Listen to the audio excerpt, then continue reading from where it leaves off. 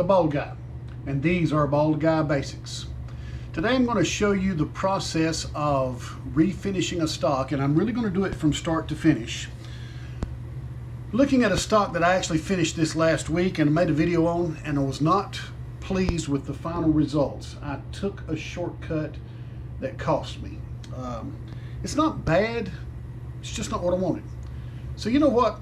When you can realize that you've not got what you want, you can always start over. So what we're doing is taking a stock from a single shot Stevens rifle, model 15, and we've stripped down all of the metal, disassembled all of it, taken the butt plate off of it, and I've simply started with a DeWalt palm sander. I've made one pass here, and we're just going to strip this thing down to bare wood and start over. So I'm not going to give you a lot of video on how to sand. This particular stock doesn't have any checkering, so it's a pretty basic process. Get down to plain wood, and then we'll start looking at the process of how to put it back until it's beautiful. Hope you enjoy. Okay, I'm back. I have just spent 10 minutes since I cut the video off to sand the stock with the power sander, the orbital palm sander. And it only leaves me a couple of places where I just can't get the shape I want, right on the end of the forearm and right where the bolt face drops down.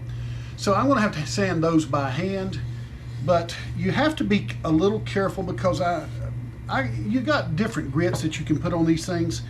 I'm using a pretty aggressive grit, which that's why I could sand this whole thing in 10 minutes. But I wanted to illustrate for you that this is not 2 weeks of work. This is work with the proper equipment that you can do in a relatively short amount of time. So I'm going to cut the video off again and definitely go into the areas here where I can't get with the power sander and bring this down. And then I'm going to hand sand this with a finer grit so that I can do away with any of the beveling that I might have caused with the power sander. The nice thing about an orbital sander, with it always moving, you don't tend to leave the flat surfaces you would with other sanders. But a little bit of sanding to go right here. I find that the occasional dark spot in there really gives it some character. It gives it an old feel, so I won't be worried about making all of them go away, but we will get most of them out. See you on the next segment. All right, I'm back after some work with my hand pads of sandpaper. I started this with the power sander on 80 grit. Then I picked up my hand stuff. I touched it lightly with 120 grit, then went to 220, and then I've done a pass with 400 grit. All of that's taken me roughly 15 minutes. Got the nose of the forearm here and into the channel where the bolt face will operate. Not the bolt face, but the bolt itself. What I did afterwards is simply get a clean paper towel and dip it into some water, and I'm rubbing water all across this. What this will do, it will allow me to see the grain of the wood. It will also allow me to see, you see it's darker here. This is a function that I'm not going to be able to get this out. It's a function of this gun for the last 60 or 70 years being handled here, so it's got a lot of excess oil that has penetrated in the wood, and the deeper I go, I'm still getting color. That's okay. The water or the wet paper towel also helps to start removing the particulate. The nice thing about most power sanders, you see the black thing on the bottom here, that is a collection bin, and this thing, these are the sanders that have the holes in them. It actually sucks about 90% of the sand particulate out into this collection bin. But if down here on my bench, this is not a clean paper towel, but you see how much particulate I just picked up by just bumping it on the table here. So I'm going to have to vacuum my table. Ideally, if you're going to recover things, refinish things I should say. I used to recover furniture. If you're going to refinish things, it's great if you can do your sanding process in one area and your stain and finish process in a completely different area. I just don't have the space. So what I'm going to have to do now is do some cleaning up, and once I've cleaned up, then we'll start looking at the next steps. One of the things that the water also does is it raises the grain in the wood. I've heard other people who are more professional, and I will remind you, I'm not a professional. This is the second stock I've done, and it's the second time I've worked on this stock. So, and I don't know if I've got a video from the first process I did on this, and I actually dropped this stock and broke a piece of the butt of the stock off. I have re-glued it. You see just a little bit of a line there. Sanding it really has helped that. But we're going to clean up, and I told you that wetting this raises the grain in the wood. What I call it, I forgot what the professionals call it. It makes the wood feel a little fuzzy, almost as if it's dirty. But we're going to go back over that, and we're going to use some other products, including an even finer grit sandpaper, and then some quadruple alt steel wool, and even some Scotch-Brite pads, which I don't see one laying here. I've got them over here in the cabinet.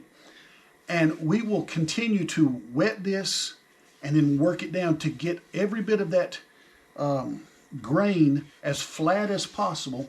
Then we'll start with some mineral spirits to start treating this thing. And I will mix mineral spirits with True Oil. Just got a new bottle in yesterday of Birchwood Casey's True Oil. True Oil is a boiled linseed oil, along with other agents that, number one, help it to dry, and number two, make it a little bit darker. I said that would not be next. The next thing I'm going to do is actually stain it.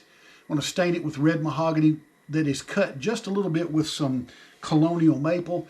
Gives me a nice, deep red traditional color, which is what I'm after.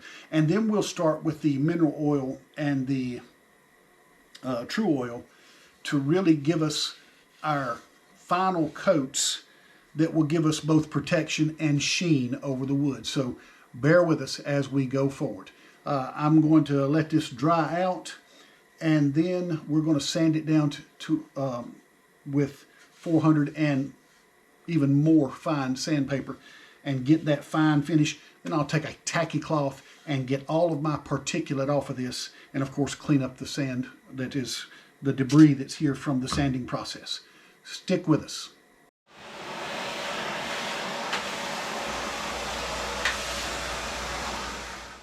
A clean shop makes for a happy restaining job, so keep that in mind. One of the niftiest little tricks for finishing my stock that I found is simply the quadruple alt, the super fine steel wool. And it's just like you're scrubbing a frying pan. If you've never done dishes, well, bless your heart. You want a dry steel wool pad here that is clean. If you've seen some of the other videos, you should watch my videos. I also use this for cleaning rust off of gun barrels. That's a separate piece. Make sure that you do not mix them, because that will have some oil in it when you do that process. But you just go over this. There's no real science other than you want to go with the grain of your wood. Now, the previous stock that I did on the 1022, the grain was actually crossways, which made it very interesting for the refinishing process. But this maple piece is long ways, so just try to go with the grain. And again, I'm creating particulate, so I'm going to have to go back and clean my my bench again, as well as cleaning the stock again. And of course, if you don't have one, you should get a tacky cloth. Tacky cloth makes an excellent speedy way to get all of this. You can do some other things. I'm looking down and the light's coming across it. It's amazing how much particulate I can produce with nothing more than just steel wool. And as I say, this is super fine steel wool, so it's much finer than, say, a Brillo pad that you would use in the kitchen.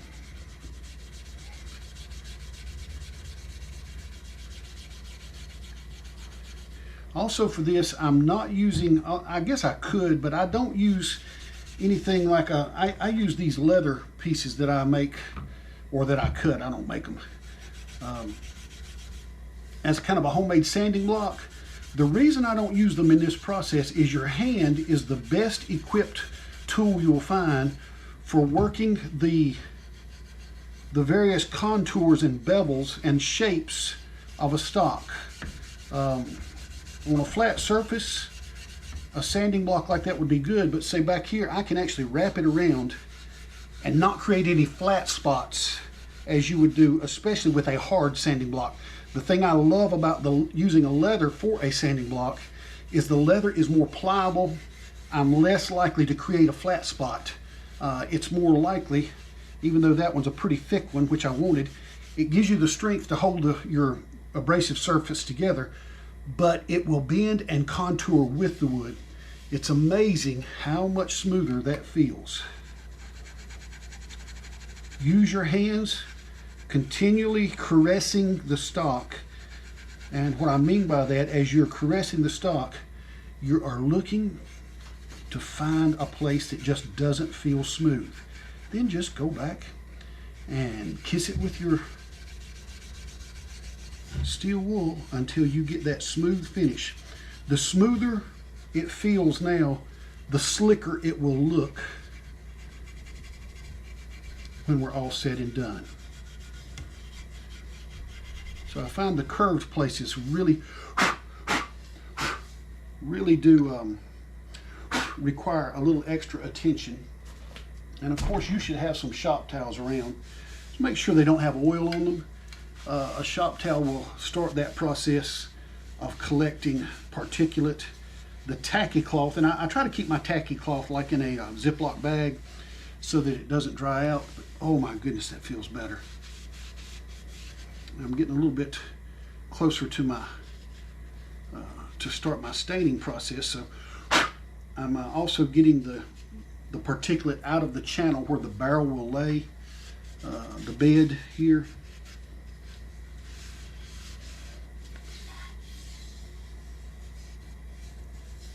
I'm gonna have to do a little more work right here. It's just not quite as smooth as I want it.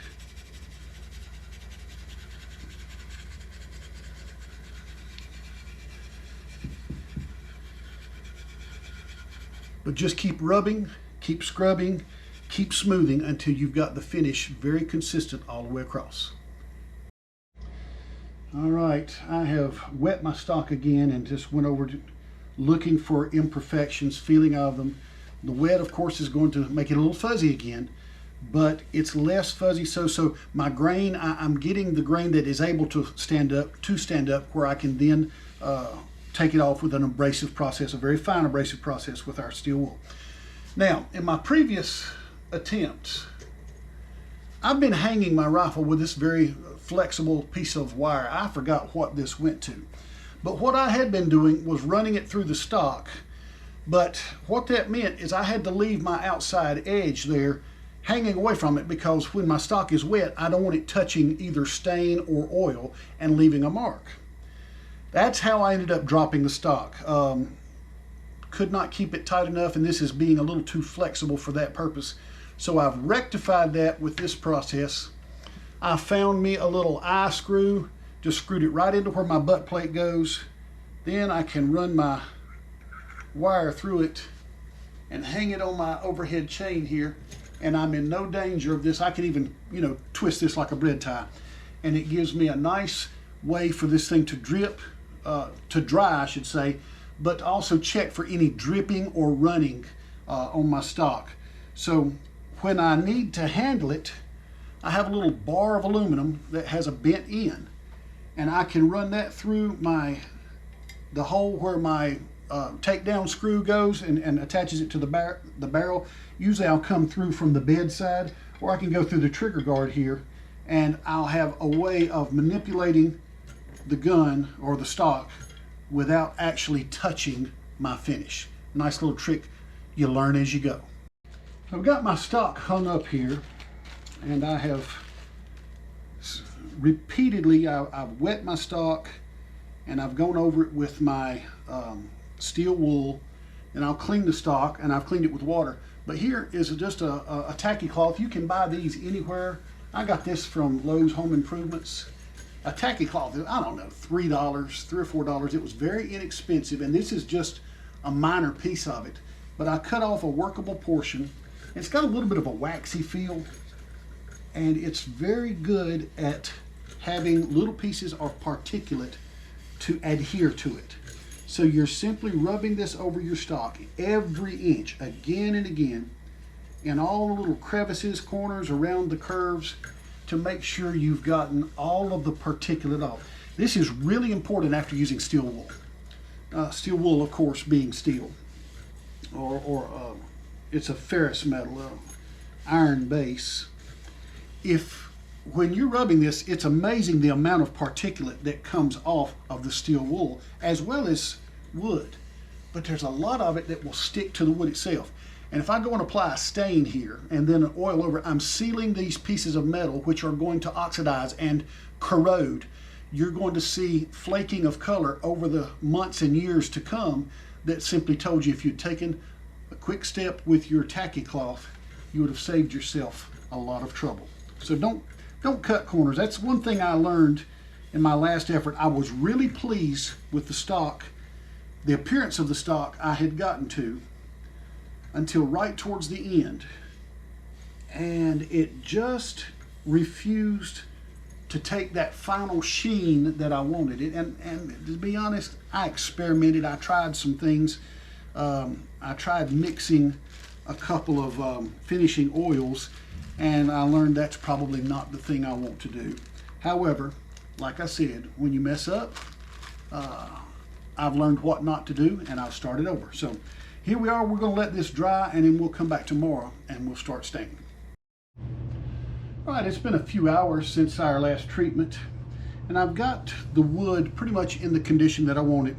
I went over it a couple of times with my steel wool and my tacky cloth, which I told you I keep it in a Ziploc bag to keep it moist.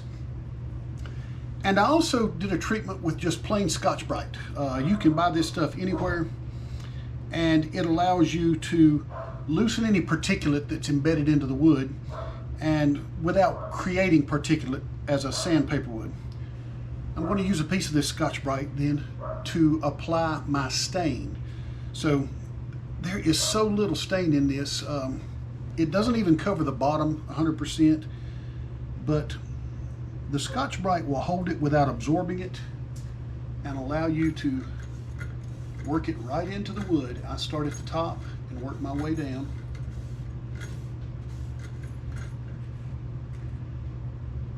And we're simply going to go all the way around. And this allows me to work the excess downhill.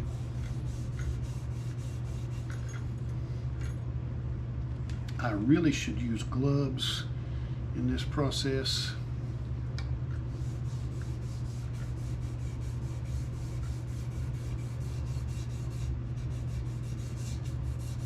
And I think I need to, so I'm going to pause here. But I'll show you what we're getting here. Let me pause for just a minute. All right, let's go back into this process.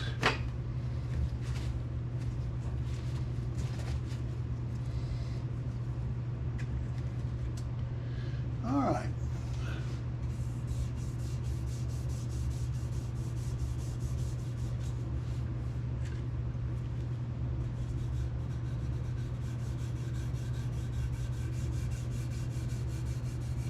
I really like how the Scotch-Brite allows me to really work this into the grain of the wood.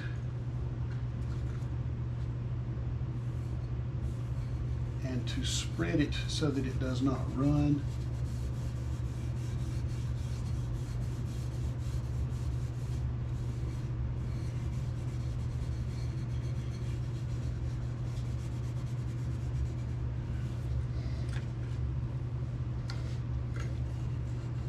Maple really takes the stain well. I'm going to need a little bit more. I told you I used a very sparing amount.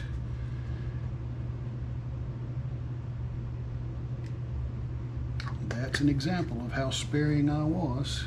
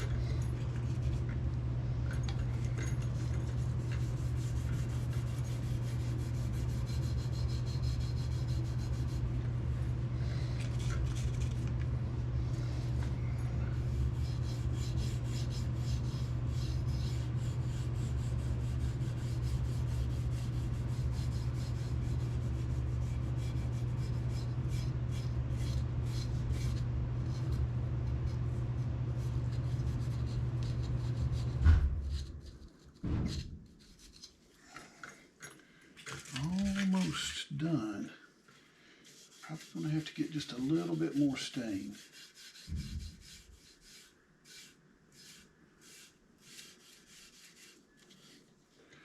Yep, just at least a little bit more.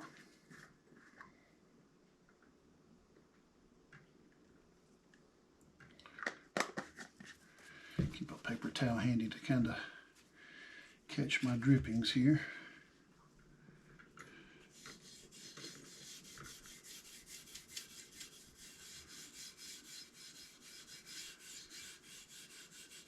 Every wood, I could apply this same stain to 4 different stocks and get 4 different colors if they all had different wood.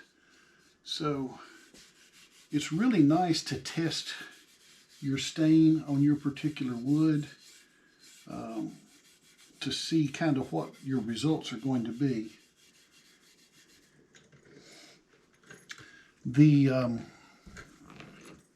Use my little trick here.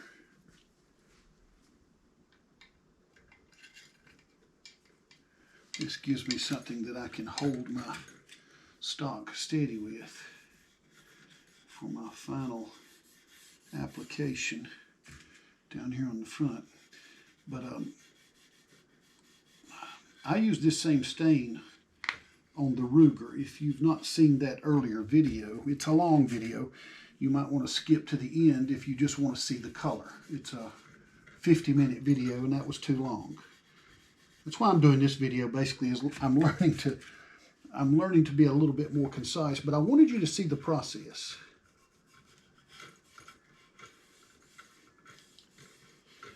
All right, now what I'm doing finally is I'm simply making sure that all of my brush strokes, if you want to use that word, are vertical. I'm making sure, of course, that I've got pretty even coverage.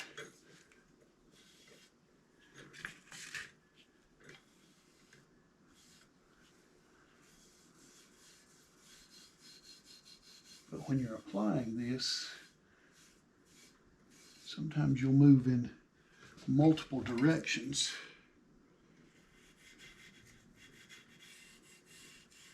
I want to make sure I get my edges covered up here on the next to the channel where the barrel lays. But in just that amount of time, we've stained our rifle. Now all I need to do is allow this stain to dry.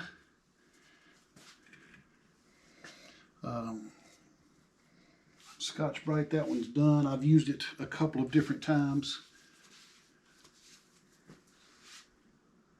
Yep, not quite done. I've got a spot of heavy stain here. So we're going to kind of smooth that in, removing the excess. What I don't want is excess stain. So if you notice that I'm all the time turning this thing, and look, I'm allowing the light to catch it from different angles to see if I have any excess, and just working that excess off with the Scotch-Brite. And I'm really pleased with the results. I'll leave this laying here for just a second in case I see any more spots. The places you got to be really careful for is when you have contour changes and going downhill, there's a slight decrease in the angle down here. I also realized that there's some extra hand oil that has embedded into this wood over the years, so it's a little bit dark around there and it was hard to sand that out. I just left it because I like that appearance that says it's got some human use there, but I can also dab it just a little bit in that one spot and take just a touch of the stain, decrease it just the least little bit, but I don't really want to do much of that. Now the next step, right now the grain is not very pronounced. That's okay. that is as it should be. Our next step will begin to pull the grain back out where you can see it and add a luster to this stock. So I'm going to let this now dry overnight.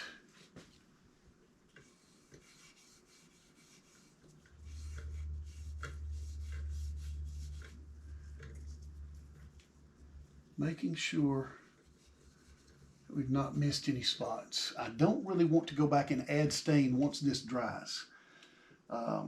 You will end up, in theory, it's doable, but what you'll end up with is a splotchety, layered look that just won't do anybody any good. And we're going to start, I'll start next time, tomorrow sometime, with the layering of finish. So at this point, the only chemicals that we've had to procure, and this is all you're going to need, you want some pure mineral spirits.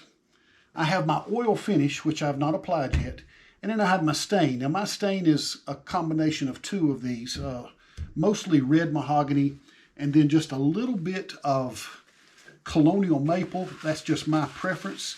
I wanted it ever so slightly lighter, but the red mahogany is pretty prominent. And what we will do tomorrow is I will start in my little mixing bowl, mixing 1 part true oil to 2 parts mineral spirits, pure mineral spirits. And I will apply that with a cloth or even with a paper towel.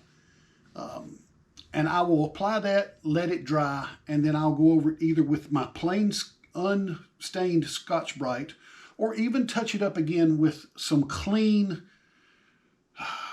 steel wool. Buff it down to get the wood again is going to, the grain will stand up a little bit. You'll get a little bit of that fuzzy feel.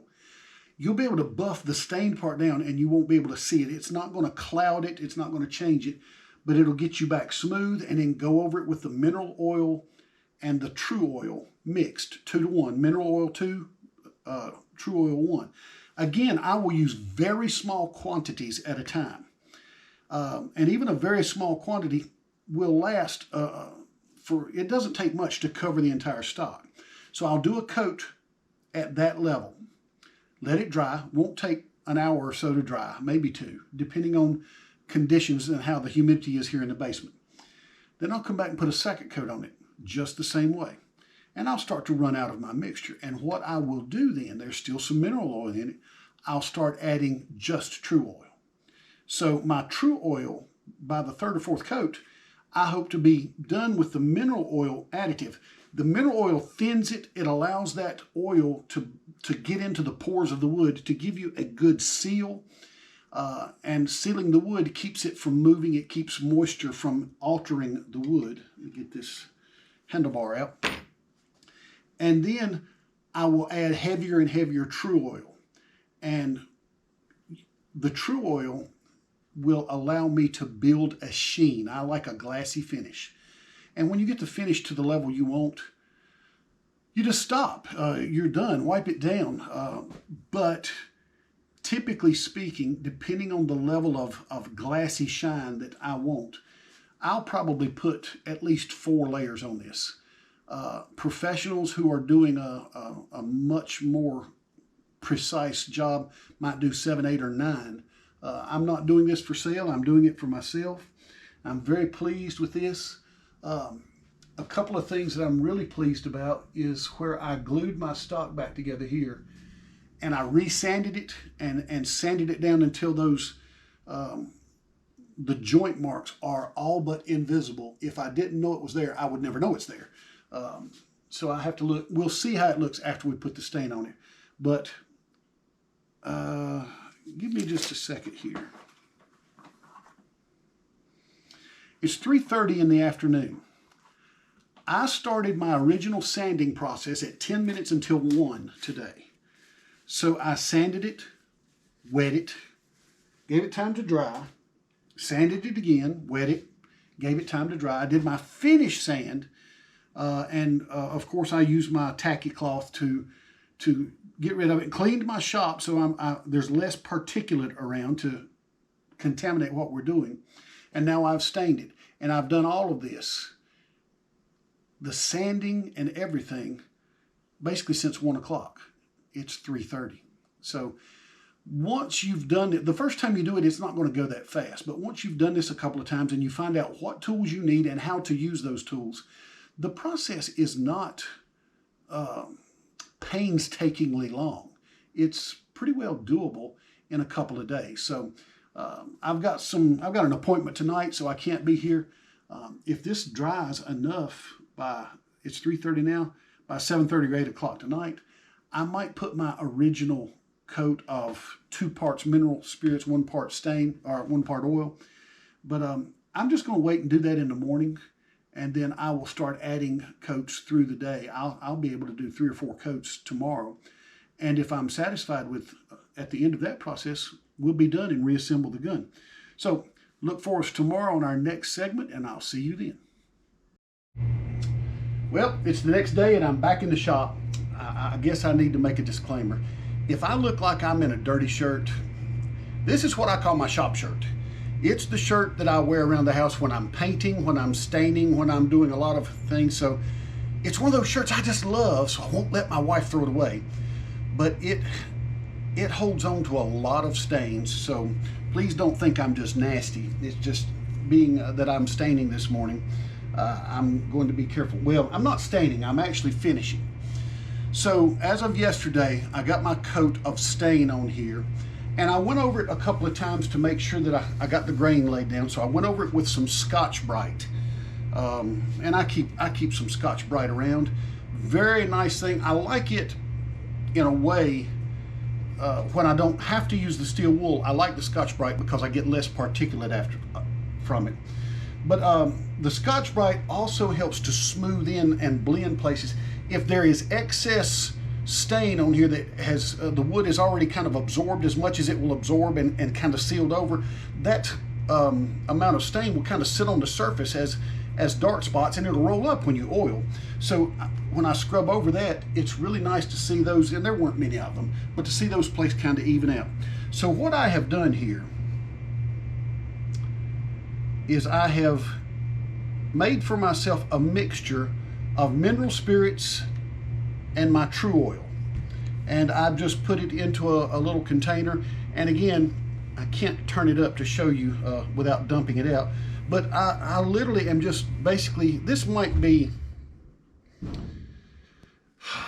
it's not a 1/4 inch deep, if that gives you any context of how far this will go.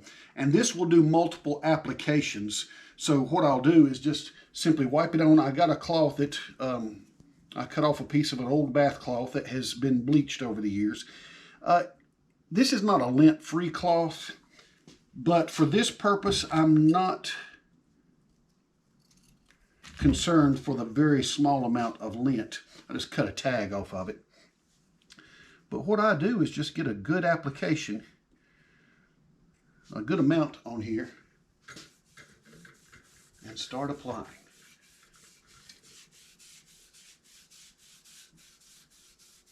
Now look at that.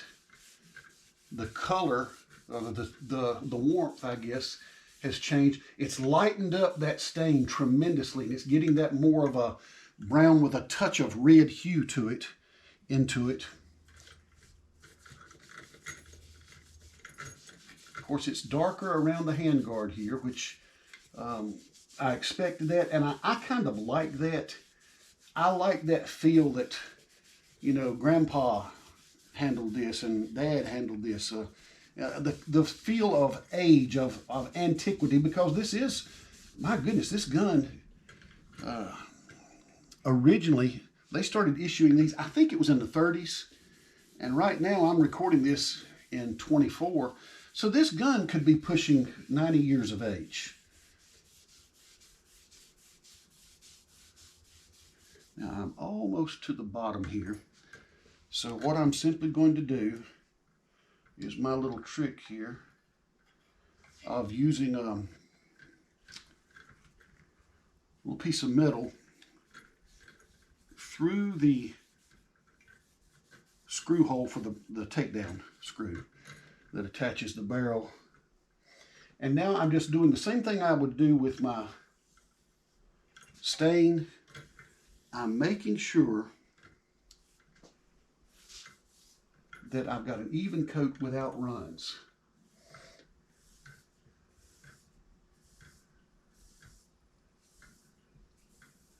I told you I had done this. This is the second time I've tried to finish this particular stock. And one of the things I did wrong last time that caused me to want to do over, I skipped this step of the mix of mineral oil with my true oil. Oh boy, I'm really loving this. I did a pure mineral oil wash, kind of, which helped to kind of seal the wood a little bit after my final sanding process. And of course, I used the Scotch-Brite afterward. And by the way, you can use Scotch-Brite or steel wool after each one of these applications. I don't know how slick you want your stock to feel. I don't want mine to feel like old timers used to recover these with varnish, or back in the day, if you're old enough, you'll remember the term shellac. But I don't care to have that kind of a finish. That shellac finish reminds me of those ladder back chairs you used to see in every church Sunday school department.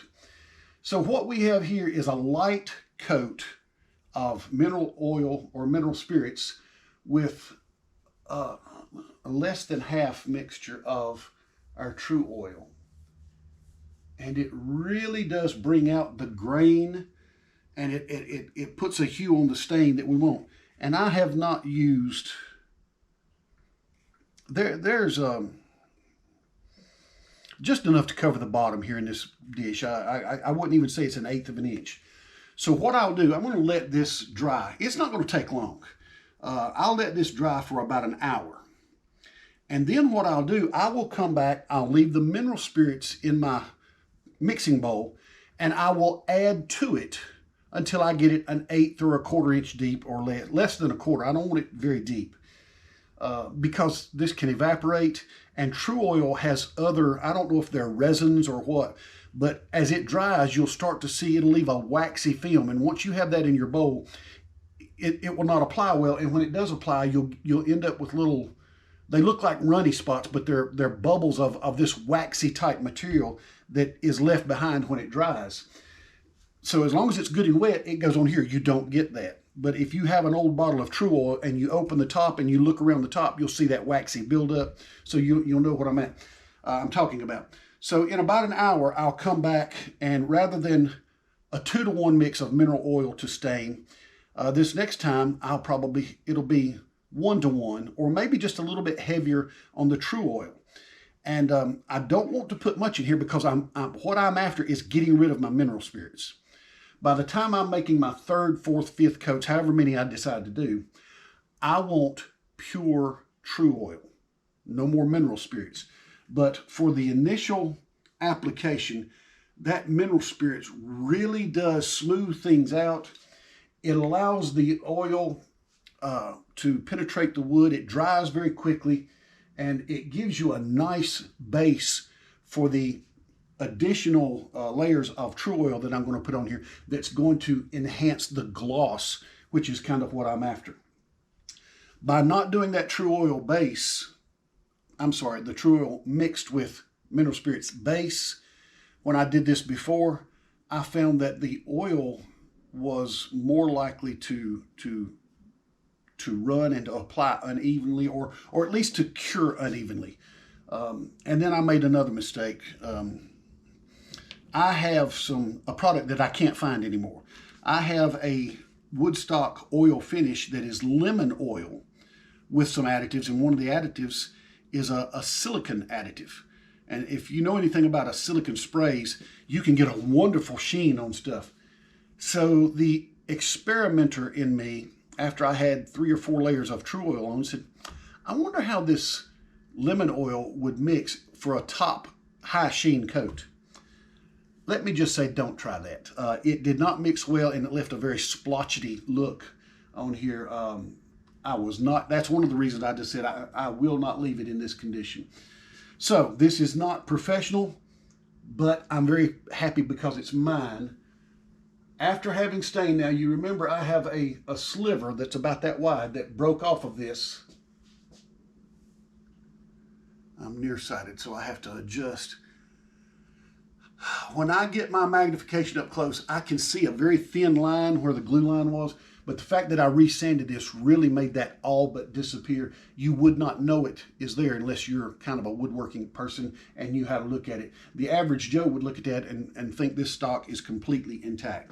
So we will let this dry, and then I'm not going to record all the steps because I'm trying to keep the videos from being so very long. But I'll come back with a 50-50 mix. If that doesn't get all of it, I'll do a mix that, I'm 70 or 80% true oil until I get to the point where I have nothing but true oil on here. When I get to that stage, rather than using a rag, a rag's not a bad idea. You got to be very careful about particulate. I'm not seeing any, I'm not feeling any come off here. I'm not seeing it in my container here. But you can simply use your fingers to apply the true oil. And some experts say that's the way to do it. What I found is it's very hard for me to get it as even and smooth out thinly.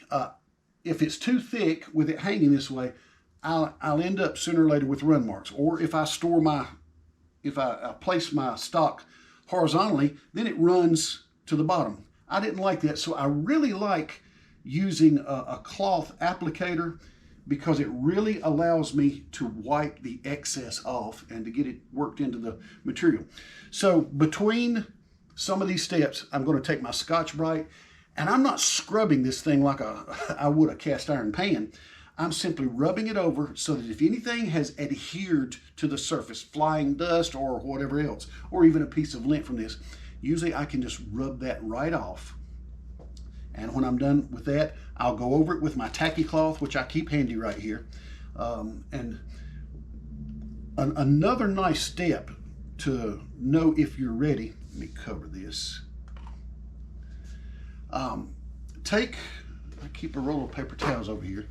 Take yourself a paper towel and simply rub down it, cup it into your hand and rub it around your stock, and you'll see if you have a wet residue of either oil or stain, you'll see it come off on your paper towel. You know that you're not ready for the next step until that paper towel pretty well comes dry. Now, as we put more and more oil on this, the oil will dry, but I'm not shocked to see a little bit of oil come off after I've put several layers on, but given time, that oil will dry until you get nothing off on any kind of cloth. So that's kind of your indicator to know when you're ready for your next step or when you're done completely. So I'll close out for now, and then when we come back, I should have several layers of true oil on here. Less and less mineral spirits, more and more true oil, and you'll get to see the final product. Well, I've come about as far as I need to on my stock. The next thing I did was my trigger guard. Now, it's a little bit tedious to try to show you on film, so what I simply did is I took my trigger guard off. I took my steel wool and some lubricant. I actually used a WD-40 type lubricant to cut the rust and the surface oxidation, and just scrubbed it. And once I had done that, great thing to keep around the shop, some Zippo fuel. I just laid it in a tray and coated it with Zippo fuel and made sure that I had all the surfaces coated. And I simply took this thing and laid it on my wood stove. I got a low fire this morning, so I laid it on there for a minute and a half. I wanted to get it not red hot, but I wanted to get it warm. So I came over here, got my bluing solution, and I got myself some swabs. Put my gloves on, went and got my trigger guard, brought it back, just swabbed the bluing solution on. Now, one other thing I did, I took my Dremel tool. I'm sorry. After I had used my steel wool, I saw that there was something almost like a lacquer on top of this. So I just took a metal brush and brushed that off, then did my Zippo fluid again, heated it, wiped this on, left it 30 seconds, a minute, dipped it in water, and then wiped it off and put it on the buffer. Got a really nice result. We'll install all this and let you see the finished product. Well, here's the final product. I replaced my leather butt pad, put a little shoe dye on the edges, black on the edges, brown on the end.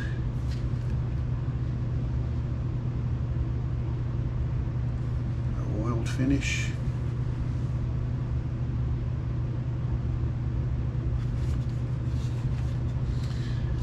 The actual processes of this is pretty quick, but the length of this is simply in letting it dry.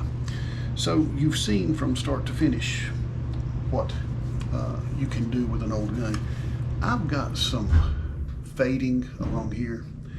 I may take and warm this barrel and touch it over with a, rather than a swab, I'll use a bluing cloth, a lint-free cloth, but it'll be the same process, except I'm not going to put the Dremel on it and just let it take the amount of bluing that it will. But here's a pretty nice process. I hope you enjoyed. I'm the Bald Guy. Take care.